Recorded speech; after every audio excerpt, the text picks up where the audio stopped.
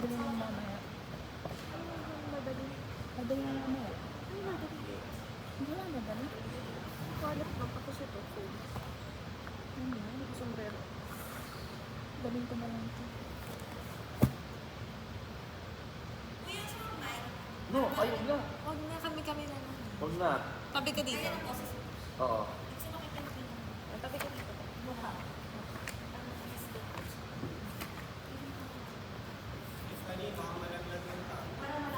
Hindi po. Paano wala mo Para malaman mo yung... Okay, sige. Diretso mo tayo. Diba? Lord, thank you, Lord, for this afternoon. Lord, we pray for your wisdom to be upon us. And Lord, we pray for good success to be upon the students as they have their exam next week. Okay, sige. In Jesus' name, amen. Okay. Sige po, let's start first with your cranial nerves. Yan. And we know, Marami po kasi. ano, and we know, cranial nerves, this originated from the brain, sa utak talaga yun. And this is one of the tests of our neurologic functioning, di ba? Yan. Test of neurologic functioning yan. Okay.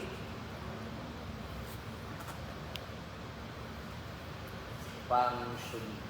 Okay, yan. Ay! Yan. Ang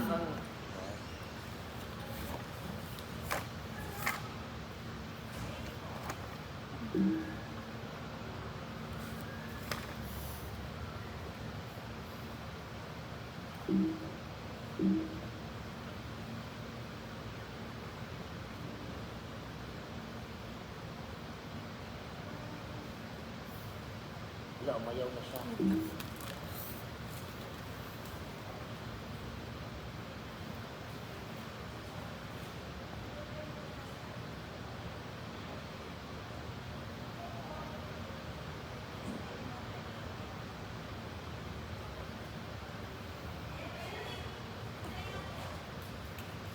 Okay, yes. Yan. Ayan, yan. And, okay, now, sabi ko kanina, this is a test of neurologic functioning. Huh? Neurologic functioning. Now, it is a test, okay, to determine your brain's functioning. Diba? And also, its effect to the other parts of the body. Now, we have 12 cranial nerves. Alam po natin yung cranial nerves natin, 12. And that, but I beg to disagree, we have 13 cranial nerves. No? May cranial nerve 0 po tayo. Alam mo ba yun? Okay, now, sige, tanong ko sa inyo. Sino ang pwedeng tali anytime, anywhere? Aso, tao? Aso. Okay, now, we have these pheromones, no? Pheromones. Okay, alam mo ba yung action ng pheromones? The action of the pheromones is for the sexual activity of the animals.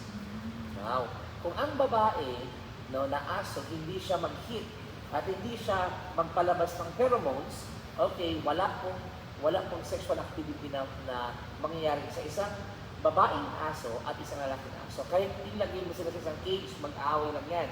But the moment and the time na nagsabi pong nag-hit po yung bitch mo, di ba? Bitch is a female dog. Nag-hit po yung bitch mo, ang daming asong maaligid sa kanya. Because the male dogs now can sense that pheromones. And that is the time that they are good to have sexual activity. Now, what is the role of the pheromones in the human body? Now, the role of pheromones in the human body, particularly and specifically to the woman. O sa babae po ito. Para saan? Okay, ang babae ay nagkakaroon sila ng tinatawag na menstruation. Di po ba? Now, sa boarding house o sa isang bahay na maraming babae, pag yung mama mo mag-mens, after ilang araw, nag-mens ka din. Pag ikaw yung nauna mag-mens, so sunod-sunod din kayo mag-mens. Di ba? Oo, mag-isa lang mag-mens dyan, mag-mens ang lahat. It is because of the action of the pheromones. Yan, kinukopya yun yung menstrual cycle ng kabila. That's why pag nag-mens ka, and you are in one house or in one room, a day or two after, mag-mens ka din. no? It is normal. It is by the action of the pheromones. At saan ko makikita yung pheromones? This is from cranial nerve 0.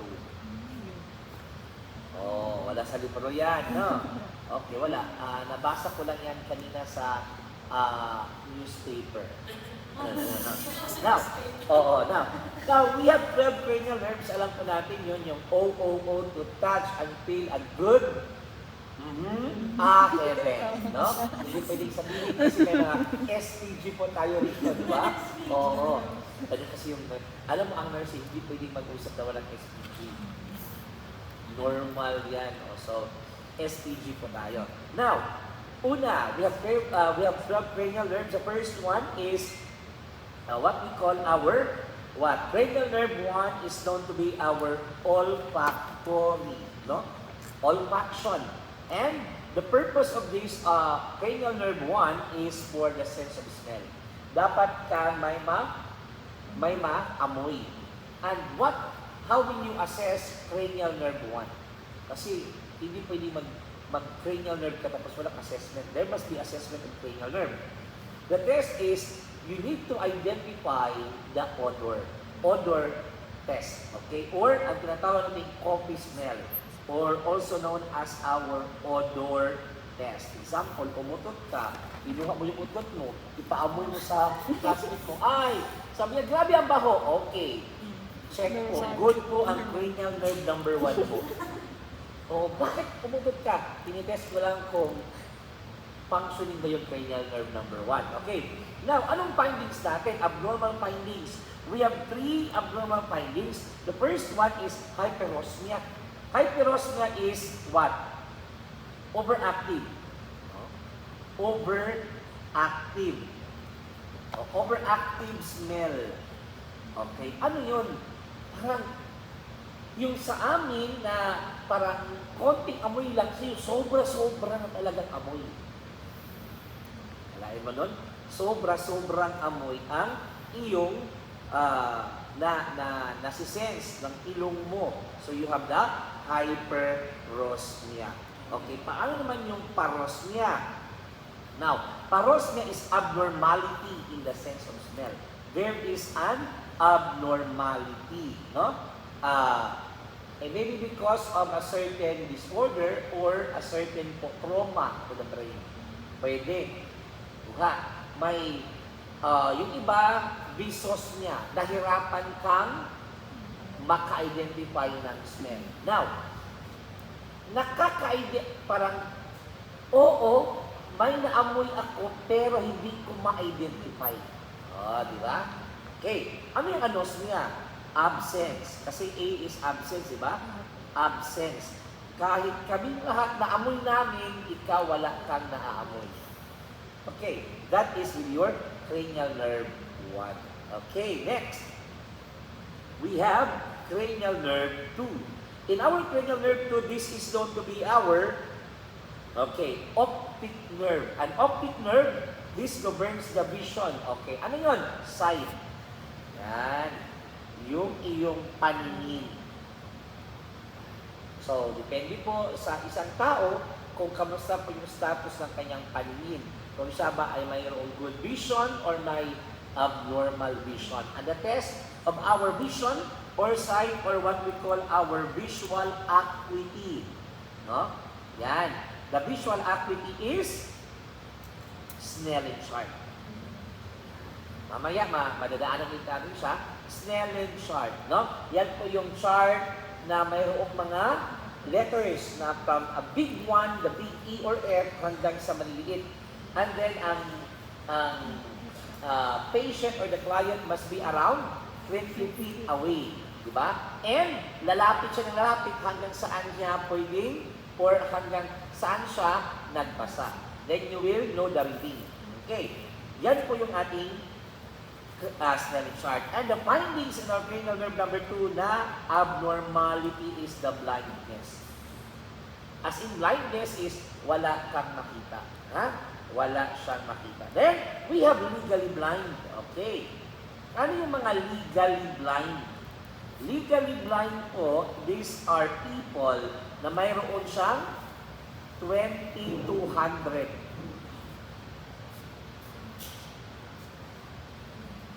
What a normal person can see at 20 feet, ikaw nasa 200 ka. So ano yun? As in, pag tinanggal mo yung salamin mo, wala.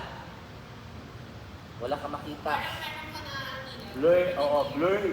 Parang itim. Yes. Now, yes, this is considered to be PWD. Okay? Okay. So madali lang pala magkaroon ng, madali lang pala maging priority. Oo. Diba? Alam na. Next, cranial nerve number 3. Cranial nerve number 3 is your oculomotor. Now, and that oculomotor, the purpose is pupil constriction. Okay, pupil constriction and accommodation. Yan, mamaya. Okay, kasali yan siya sa PERLA, no? Dati-rati nung hindi pa rin nag-nursing, ang PERLA ay blue lang at puti. Ngayon, ang PERLA ay nasa mata. Ano yung PERLA? Pupils equally round, reactive to light and accommodation. And your EOM. Ano yun? Extraocular movements. Okay? Extraocular movements. Now, ano-ano yung ating extraocular movements? Anim yung ating extraocular movements. Ano-ano yun? Your right superior, right lateral, right oblique. Then you have your left superior, left lateral, left oblique. Am I right? Okay.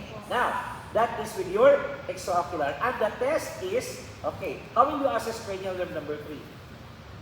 Very good. Okay. Pupil light reaction. What will you do?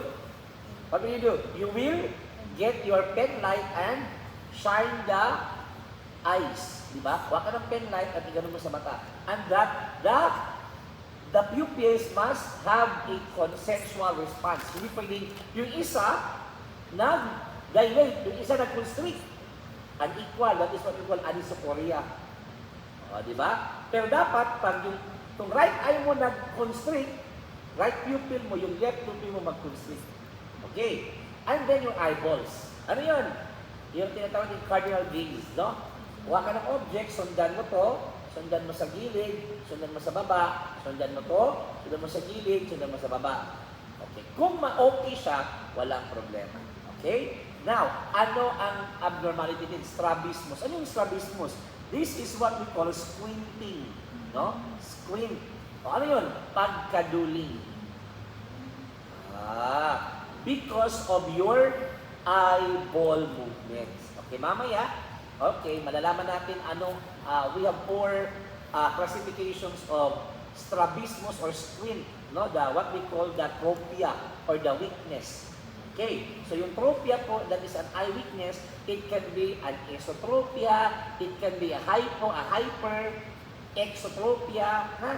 Okay, mamaya, meron tayong another slide for that one. Now, cranial nerve number 4.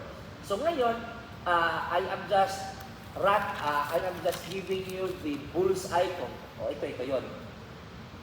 Pero sa libro, ang dami pang sinasabi, di ba? Oh, you need to place the patient in his position, ganyan. Okay. Now, natandaan mo lang, paano gawin ang test. At ito yung test, ito na yung cranial nerve, ito na yung disorder. Ano lang yan. Next, cranial nerve number 4. This is your trochlear nerve.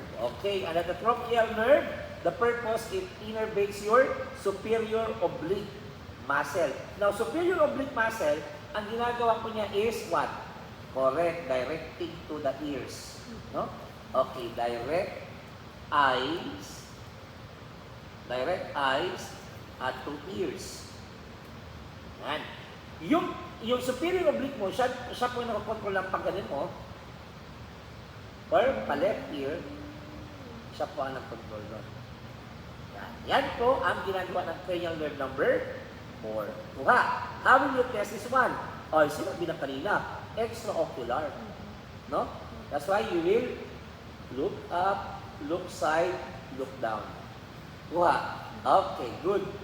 Now, anong findings natin? Ang findings natin is nystagmus. Ano yung nystagmus? Oh, nystagmus, this is an abnormal eye movement. Oh, ano yung abnormal eye movement? Okay, ganito oh, yung mata mo, okay, hindi niya makontrol. Kasi nga, ano siya, extraocular, gumaganon. May nakita kayong pasyente na gumaganon yung mata, yung nag-move up and down. Yan. Hindi ko yan siya makuha kasi wala akong nystagmus. Normal akong tao. Pag nagkaroon ako ng ganyan, abnormal na yung mata ko. Ha? Okay. Next. We done. Okay. Next. Your cranial nerve number 5. Cranial nerve number 5 is your trigeminal. Now, kung meron man kayong need maintindihan is the anatomy and the assessment. Yung ana mo at assessment tas funda, it will help you a lot in your second year to third year to fourth year journey. Babalikan mo yan. Kahit MS, babalik ka doon. Lahat ng interventions na gagawin mo, babalik doon. Okay? So, cranial nerve number 5, this is also known as your trigeminal nerve and the purpose. Anong purpose niya? Grinding. Saan yan? Pagkain. Grinding is for the eating. Oh. Alam ba niya kung paano ngumuya? Yan, gano'n, no? Pag-uya. Now, sensation of the face. May mararamdaman ba siya pag ginanon mo yung kanyang mukha? Naramdaman mo to? Naramdaman mo to? Tinusok mo. Nasaktan ba siya? Okay? And anterior 2/3 of the tongue. Okay? Anterior 2/3 nauna. Sa anterior 2/3 ang nauna sa dila mo. Okay, kaya mo bang i-move? Wow. Now, paano mo i-test? Ay, madali lang. Muscle strength, temporal muscle strength, and the corneal reflex. Sa mata mo, ano corneal reflex? Buha ka na? Yes. Oh, very good. Next, facial pain. Maramdaman kaya niya na tinusok ko siya? Maramdaman kaya niya na nag-stroke ako? Ma-identify ba niya? Okay? And the findings is trigeminal neuralgia. O ano yung trigeminal neuralgia? This is, nagkakaroon ka ng extreme pain sa may mukha o bibig mo. Okay. Now, pag ang trigger nito is too much heat or too much cold. O, hindi pwede kang mag-sobrang init o sobrang lamig. Ano triggering factor? Viral infection. Diba? Okay, yung first year pa parang yung iba dito parang, ha? Ganyan talaga, oo. Pero pagdating lang third year, lahat ng ito pala mabalik-balik mo. Diba? Especially pagdating mo ng MS, no? Next. Okay, cranial nerve number 6. In our cranial nerve number 6, okay, this is your abducens. And at the abducens, ang purpose niya is, yan, lateral rectus yan, ha? Lateral rectus. Muscle. So, ha? Okay. Same. Towards the ear. Or yung iba naman, ano is, kung paano ipapagalaw yung mata niya, eyeball rolling. Yan. And the test, ay alam na. Bakit? Eyes. Eyeball. Diba? It governs the movement of the eyeball. So, extraocular eye movement. And the findings, alam na, diplopia. Ano yung diplopia? Correct. This is your double vision. Now, sino lang po ang makakapagsabi na may double vision? Pasyente. Double vision is a subjective phenomenon. No? Hindi ka pwede magsabihin, I can see that you experience double vision. Ay, wow. Hindi piling ganun. Ha? Subjective yan. Next. No? Next is your cranial nerve number 7. In cranial nerve number 7, this is known to be a facial nerve. Ay, facial nerve. Galing, no? Oh. So, may... Surprise you. Ay, wow. Surprise! Uy, ba't yung ganyan? Siyempre.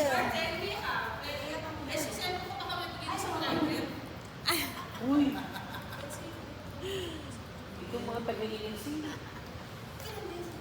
I am expecting more. Uy, thank you, ha. Lo, grabe kayo, nakakaiyak. Okay. Now, facial nerves. Now, ang facial nerve, this is cranial nerve that governs what? Facial, yung sa face mo, your sensation, and your movements sa mukha. No? Magdalaw ang mukha mo. Makaprong ka ba? Kung hindi mo magalaw yan, hala, baka may something ka. No? Now, anong purpose? Okay. The purpose is facial expression. Isa pa, yung tear and saliva production. Ay, sa kanya pala. Now, naluha ka ba? Saan ba yung galing? Lacrimal. Eh, yung lacrimal gland natin, nandito eh. Diba? Malamang sa mata. No? And tasting of the anterior tutors. Kung kanina sensation, di ba sensation? Maramdaman niya na may pagkain. Ito naman is tasting. Alam niya na ito po ay maalat, ito po ay sweet, ito po ay spicy, ganon. Now, anong test natin? Corneal reflex. Whoop! Wala. Ayan. Corneal reflex, alam na natin yon. Okay? And, ano yung corneal reflex? Pwede ka get a tissue, no? Tapos iganon mo sa mata mo. Maluha ka. Diba? O, ano yung facial reaction? Ganon. Happy daw. O, sad daw. O, diba? Now, ang findings ito, pag may nangyari sa facial nerve mo is what? Bell's palsy. No? Bell's palsy. Luha. Ano meron sa Bell's palsy? Paralysis of there is paralysis of one side of the face. Or facial drooping. In other literature, it is known as facial drooping.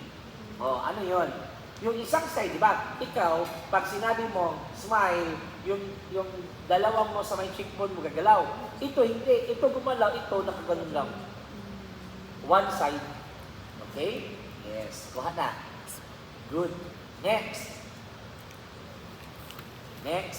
Cranial nerve number 8. Cranial nerve number 8 is what we call our vestibulocochlear nerve or acoustic nerve. Now, the purpose is hearing and balance, no? The purpose is for hearing and balance. So, kung ikaw po ay bingi, okay, ano yon?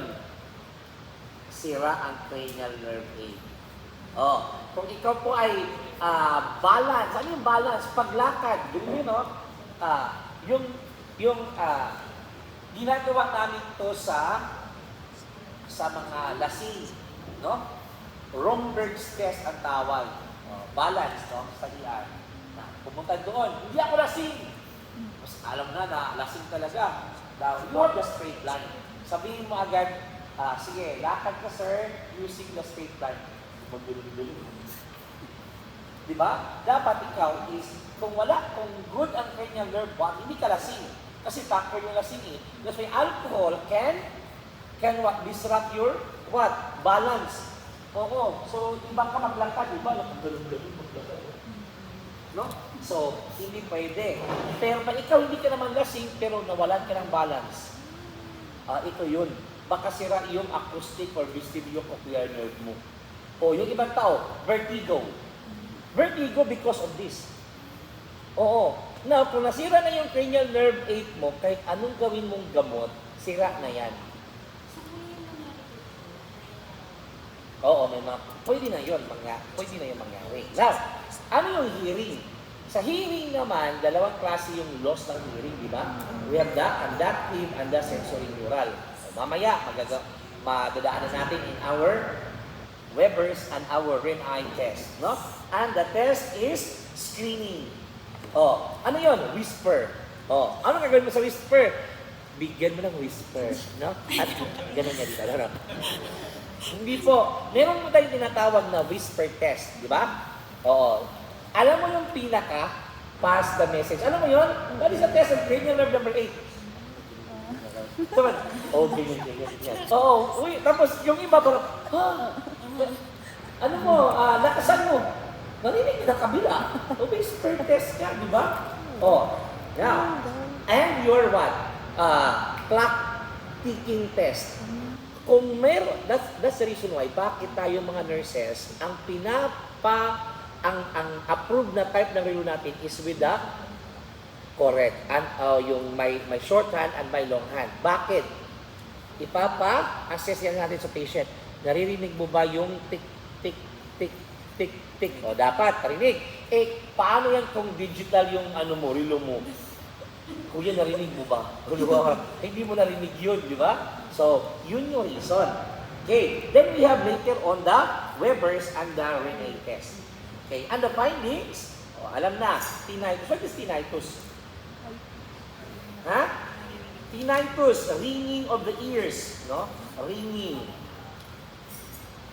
Constant ringing, yung parang may... Or, may isa pa, vertigo. Oh, ano yung sa vertigo natin dito? Parang umiikot. The world is simply somehow moving around. Yan, vertigo yan. Okay, so, iinom ka ng Alcert. Diba? Yes, anti-vertigo. Okay?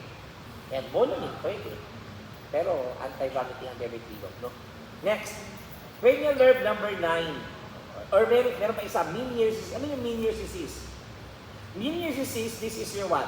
There is an increasing production, increased production of your endolymph. Endolymphatic fluid in the inner ear. Yan. Tapos meron ka mga tinnitus, may vertigo ka, may hearing loss ka. Oo. Yan, no? Hindi ko alam kung sabi niyong abnormal, kung ito ba ay may sakit or may wrong terminology lang. Di ba? Oo. Hindi ko alam mo yan, ha? So, you study further. Okay? And after your exam, give me the mayroon ba kayong test paper? Binibigyan ba sa inyo? Online form. Ha? Online form lang po. Google form. Para sana malaman ko kung paano sila gumawa ng exam yung professor. Pero situational po sa lang. Sige, tingnan natin, ha? Next. Okay, cranial nerve, ano na tayo? 9, no? Cranial nerve 9, okay. This is known to be your correct glossopharyngeal nerve. Okay? In your, wait, may ENC, may bata doon, may dalang something.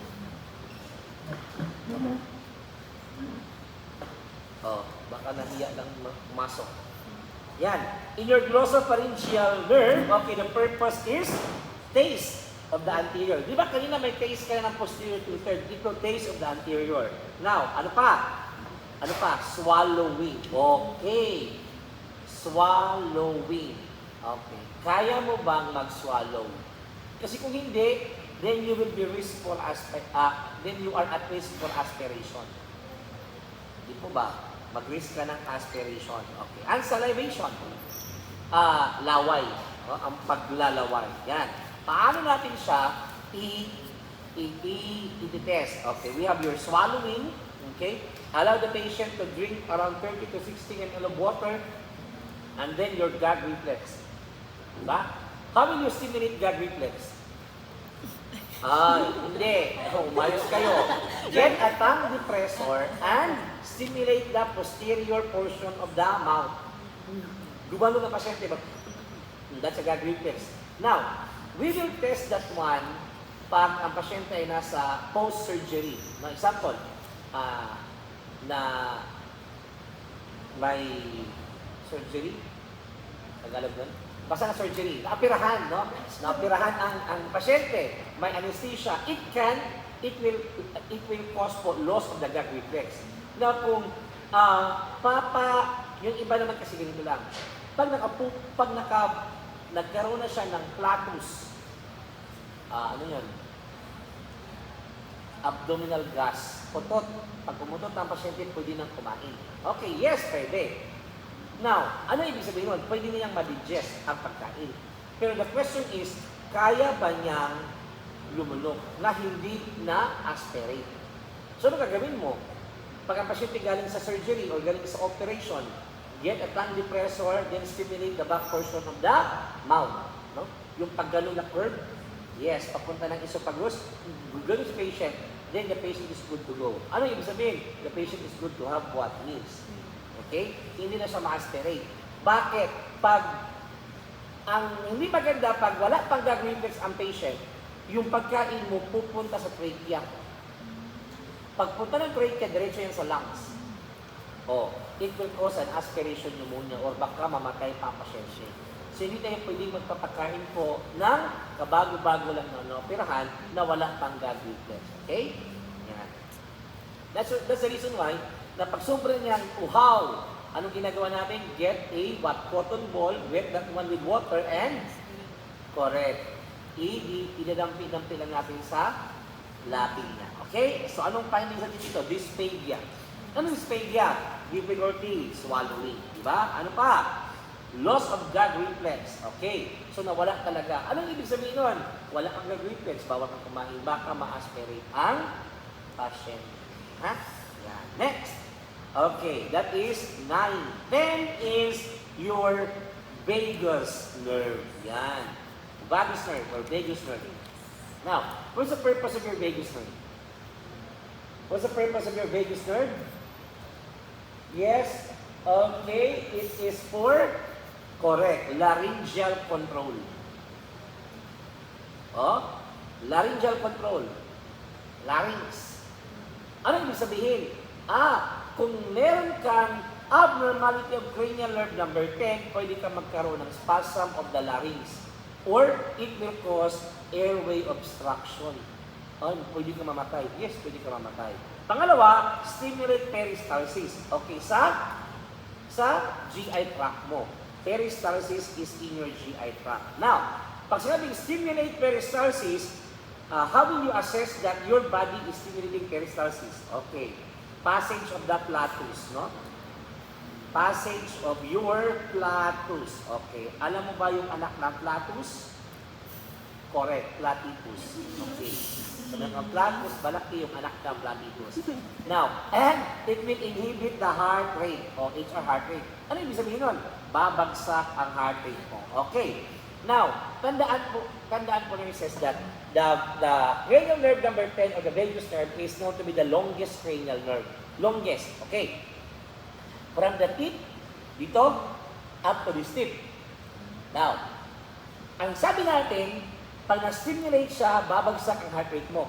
Okay. That's the reason why, bakit na pag ikaw po ay nag-brush ng iyong buhok, bababa ang heart rate mo. Nagpamassage ka sa ulo, bababa ang heart rate mo. Nakaapak ka ng pako, bababa ang heart rate mo. Bakit? It stimulates the vagus nerve. So, ano mangyari? Babagsak ang heart rate. Okay. Tunga na. Now, naumpog ka. Umpog. Bababa ang heart rate mo. Okay? Bakit? Vagus nerve stimulation. Okay? Okay. So, pag may vagus nerve, babagal ang takbo ng heart. Di ba? So, how will you test? Number 1, kasi laryngeal control yan, larynx yan, voice yan, they allow the patient to speak. Verbalize. R, ba, ba, ba. Pwede. And heart rate. You will assess the heart rate. No. Na hindi ka makapaniwala sa sinabi ko, iumpog mo yung ulo mo may sa pader at i-monitor mo ang heart rate mo. Now, kung yan po ay tama, okay. Ang ibig sabihin, nasa ICU ka na kasi bakit mo inumpog yung ulo mo. No. Next, findings. Okay. Ano makikita natin kung may abnormality? Ha? Okay. Dysphagia, dysphonia. Anong dysphagia? Swallowing. Di ba? Okay. Dysphonia is what? Difficulty in the voice or known to be the hoarseness of the voice. May hoarseness, may garalgal sa boses mo.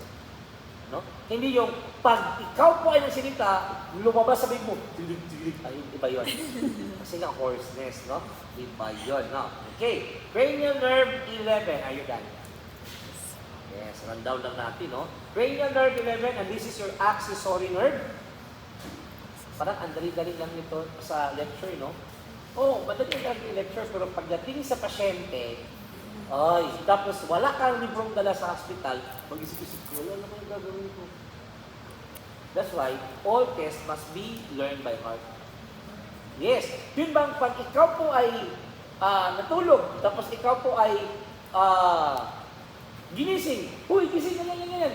Pag sinabi, ano nga yung Weber's test? Alam mo agad. Hindi yung, wait lang po ha, hindi kasi ako sanay na titanungin niyo ako bigla. Hindi ba yung pwedeng gano'n? Basta nurse, pag-gising, tapos kasi may sunog, alam mo anong gagawin. Hindi ka sumigaw, then you are going to assess the scene. Now, hindi ka rin mag-panic. Okay? Bawal kang mag-panic. Kasi nurse ka. So pag nurse ka, wala kang karapatan sa buhay mo. Yes, because our priority is the patient. Alam mo, kahit anong gawin mong gutom, pag may pasyente ka, walang kwenta yung gutom mo. Hindi ka pwedeng, you are not allowed to go out. Example, sabi mo, ay, birthday ko, ano ngayon kung birthday mo, may duty ka. Oh, and during my time, the time namin, sobrang strict. Alam mo, sinabihan kami, during sa orientation sa hospital first day, pwede lang kayo emergency leave pag immediate family. Now, pag namatay ang lolo at lola at mga kamag-anak mo, hindi po yan paid leave. So ano ibig sabihin? Patayin mo yung nanay mo at mga kapatid mo para ka makapag-leave. Parang ganon. Kasi kung hindi sila, wala. Wala. Yes, wala talaga. Ganyan ang sinabi niya. Kasi nga, ganyan. Ganun pa yung patak. Isa pa, mag-duty ka, namatay po yung lolo ko. O tapos, pag pumunta ka ba doon, mabubuhay ba yung lolo mo? Sabihan ka ng CI. Pag umuwi ka ba sa inyo ngayon, may magagawa ka ba? O iiyak ka lang doon? Mag-duty ka, parang wala kang extension. Kasi Ate Jerry, pag na-late ka sa duty na, example, yung hospital, pag naka 15 minutes late ka na, 3 days extension yun. Ano ibig sabihin nun? Magbabayad ka pa ng per day, mag-duty ka pa. Now, kung pag-duty mo sa 3 araw, may late ka, magdadagdag ko na yan. Yes. Example, at ang call time namin sa hospital is 30 minutes before the time to 45 minutes. Example, ang duty namin is 6 o'clock, 6 to 2 na shift. Dapat 5:30, pinaka-late mo na ang 5:30. Kasi mag-start na yung mag-start na yan ng mag-rounds, lahat, mag-start. Andyan na ang endorsement. Oo. Pag ikay 5:35, wala na. Wala ka. Ang teacher mo, ang taas ang kilay sa abot langit na, parang, pagkayon ka lang. Tapos, ma'am, ganyan.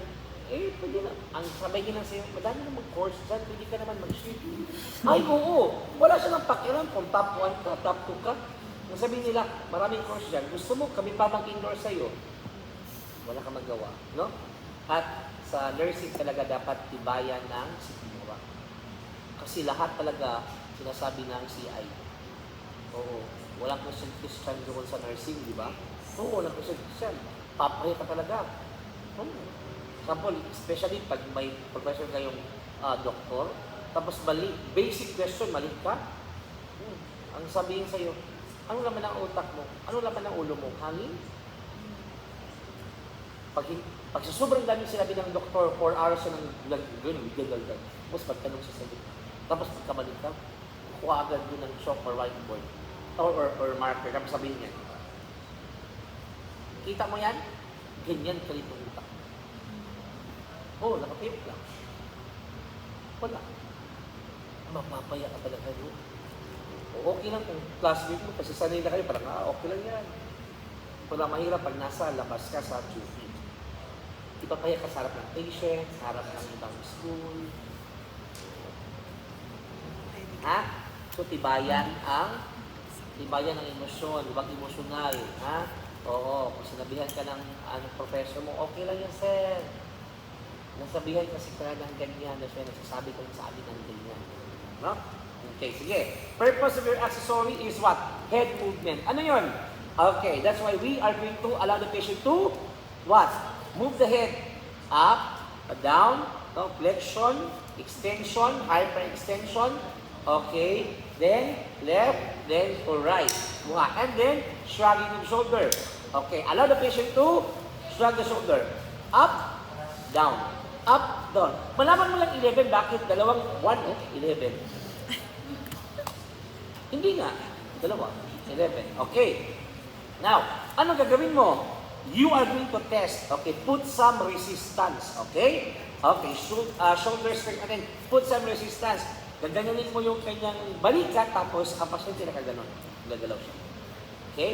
Yung ulo niya, di ba, ang pasyente, maramdaman mo na sinastop mo, pero maramdaman mo talaga ginagano ni patient.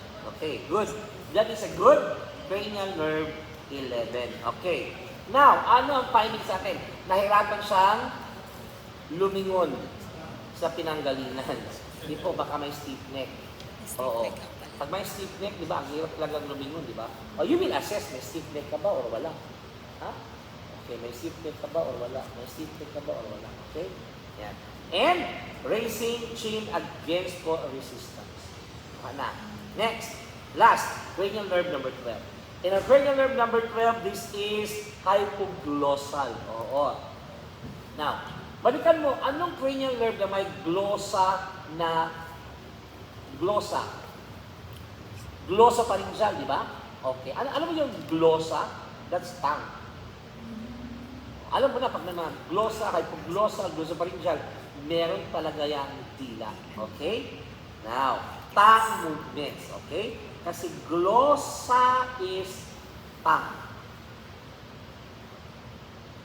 Greek word from the Greek word yan. Now, test is, alam na, tongue deviation. Tongue movements, tapos tingnan mo kung meron bang sira din yung kanyang dila. Okay? And the findings, passipulation. Ano yung passipulation? Ha? Oh, ano yung passipulation? That is an abnormal movement. Abnormal movements. Kuha. Okay, so we're done with your cranial nerves. Rundown. No? Now, baka tanongin ka, kung alam mo na to, to touch and feel a good spin, a heaven, okay. To touch and feel good, heaven. Tama ba ko? 1, 2, 3, 4, 5, 6, 7, 8, 11 lang.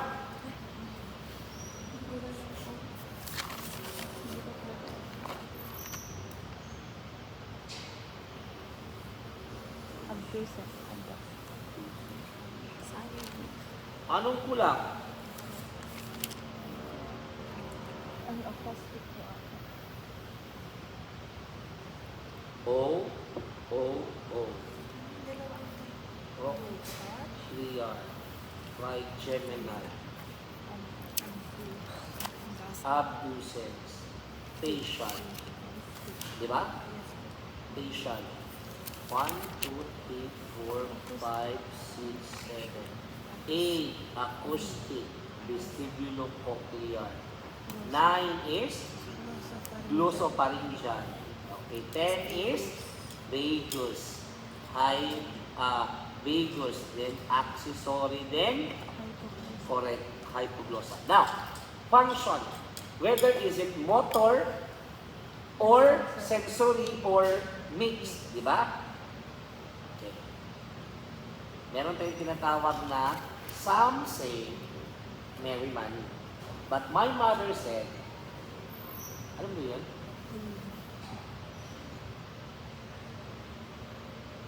Okay. Some sensory say sensory. Mary money. Mix. Diba? But wait lang. But both. But my mother say bad business, more money. Sensory, motor,